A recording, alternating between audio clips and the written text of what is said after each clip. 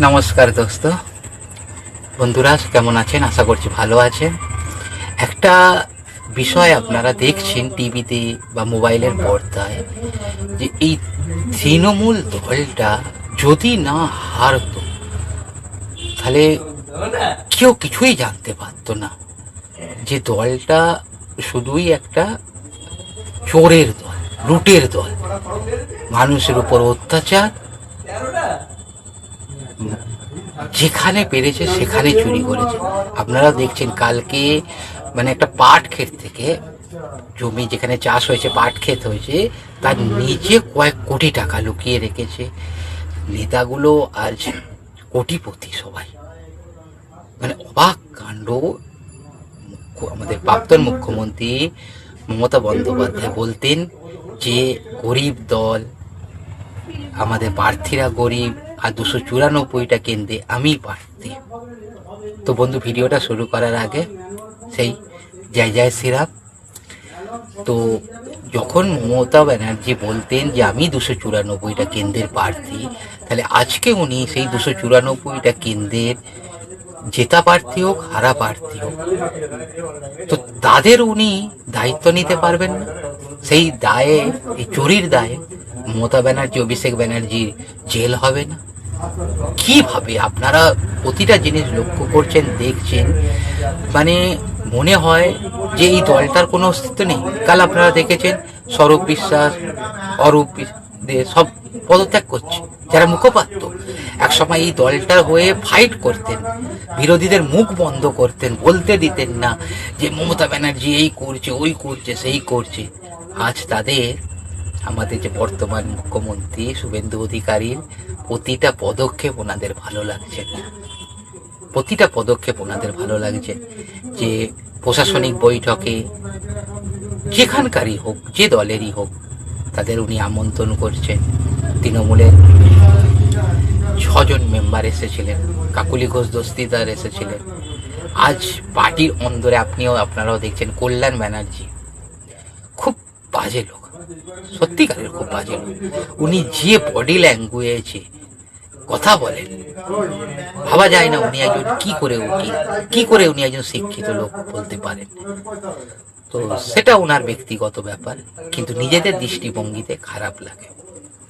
আজ কাকলি ঘোষ দস্তিদারকে উনি যে বডি ল্যাঙ্গুয়েজে, ভাষায় কথা বলছেন, বা যে ইমেজে দেখাচ্ছেন, মনে হচ্ছে উনিই সব। আজ নিজেদের মধ্যে বিভেদ, বিজেপি এখানে কোনো নাক গলায়, নিজেদের মধ্যে বিভেদ। মুখ্যমন্ত্রী প্রাক্তন মমতা ব্যানার্জি বসেই আছেন, অভিষেক ব্যানার্জি বসেই আছেন, কোনো ইয়ে নেই। দলের ভাঙন শুরু, শুধু যদি শ্রমিক ভট্টাচার্য মশাই আর শুভেন্দু অধিকারী দরজাটা একটু খুলে দেয় না, তো তৃণমূলের অস্তিত্ব শেষ। আমার মনে হয় কিছুদিন বাদে এই দলটার অস্তিত্ব থাকবে না। বা মমতা ব্যানার্জিও জেনে গেছেন, অভিষেক ব্যানার্জিও জেনে গেছেন। যেটা সব থেকে বড়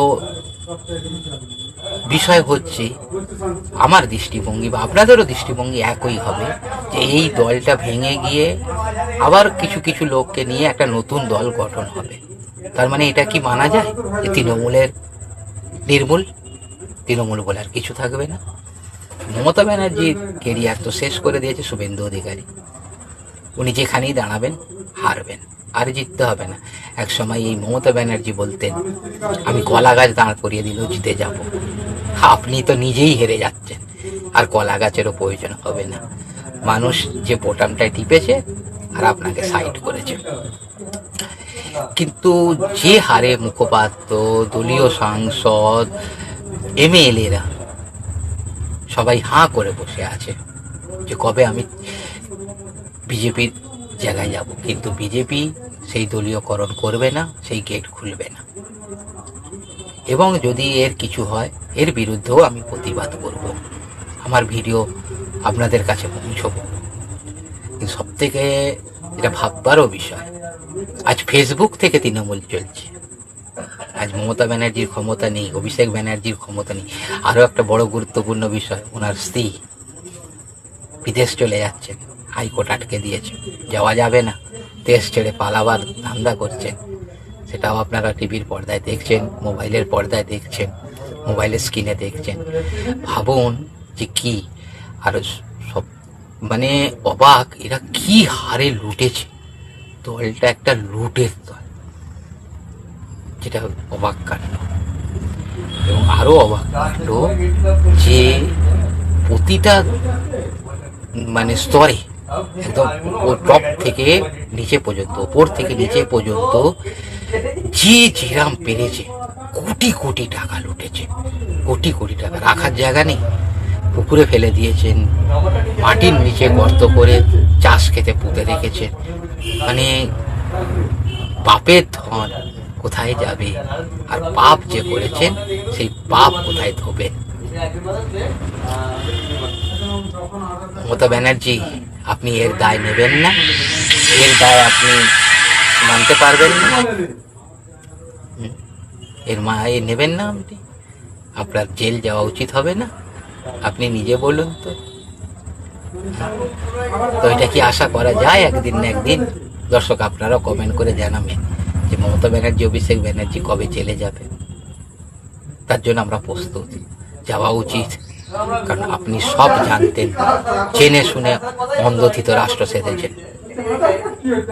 এখন কই একটা কর্মীর পাশে দাঁড়াচ্ছেন না? বিজেপির লোকই তো এসে যে ঘর ছাড়া কর্মীরা, তাদের ঘরে ঢুকিয়ে দিচ্ছে। আপনি এই কাজটা করতে পারবেন? আপনি বলছেন গণতন্ত্র তো আপনি মানেন না, আপনি হেরে গেছেন সেটাও মানছেন না। আপনার 80 জন বিধায়ক দেখছেন, আর 40 জনও বিধানসভায় নেই। আপনার ডাকে মিটিংও আসছে না। আপনি কি হয়ে গেছেন সেটা ভাবুন। আপনার ডাকে মিটিংও আসছে না। দলটা শেষ, আপনিও শেষ।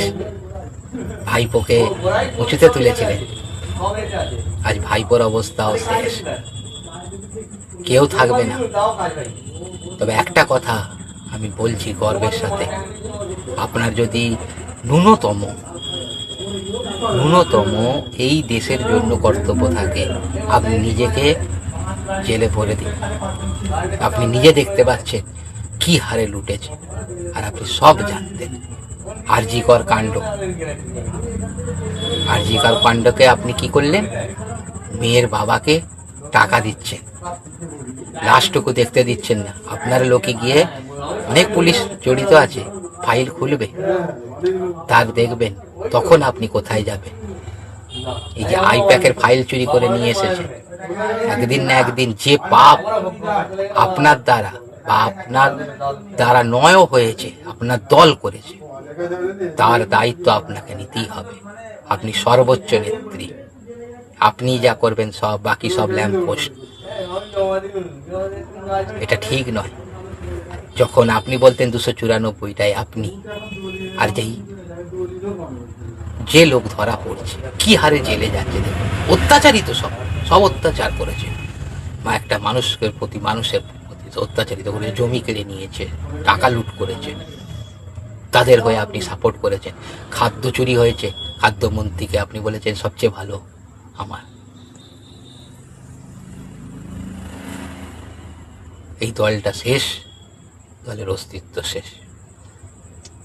তো বন্ধুরা, আমরাও সেটাই দেখছি যে এই দলটা ভেঙে নতুন কি দল গঠন হয় এবং সেই দলে কারা কারা থাকে।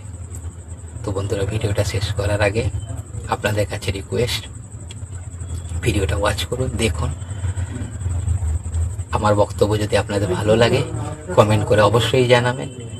তবে এই চোরের রানী, সততার প্রতীক যে বলতো, চোরের রানী বলতে এটা কোনো বাধা নেই। আজ সাধারণ মানুষ নিজের মুখ খুলে কথা বলছে, আপনি মুখ বন্ধ করে দিয়েছিলেন। আজকে আপনি বলতেন একটা সম্প্রদায় দাঁড়ালে সব শেষ হয়ে যাবে। আজকে দেখছেন শুভেন্দু অধিকারী মহাশয় ব্রিগেডে ওনাদের অনুষ্ঠান হচ্ছে, সব কিছু নর্মাল। মসজিদের ভিতর নামাজ পড়ছে। আমরাও স্কুলে পড়েছি, কোনো হিন্দু মুসলমান ভেদ ছিল না। আপনি যবে থেকে বসেছেন তবে থেকে এই হিন্দু মুসলমানদের মধ্যে বিভেদ তৈরি করেছেন। আমি একসময় আমার বন্ধুর বাড়িতে গিয়ে ঈদের সিমুই খেতাম। আপনার এই ব্যবহারের জন্য, এই পরিবর্তনের যে খেলা খেলেছেন, তার জন্য যেতে ভয় লাগে, কথা বলতে ভয় লাগে, কিন্তু আজ আর সেটা নেই। আর সেই মুসলিম সম্প্রদায় আপনার উপরে আঙুল তুলছে, কারণ আপনি জেনে গেছেন আপনি কোনো সমাজের উন্নতি করেননি, বরঞ্চ ধ্বংস করে গেছেন। বন্ধুরা, আপনাদের বক্তব্য, মূল্যবান বক্তব্য কমেন্টে জানাবেন। ভিডিওটা শেষ করছি, আশা করছি খুব ভালো থাকবেন। জয় জয় শ্রীরাম।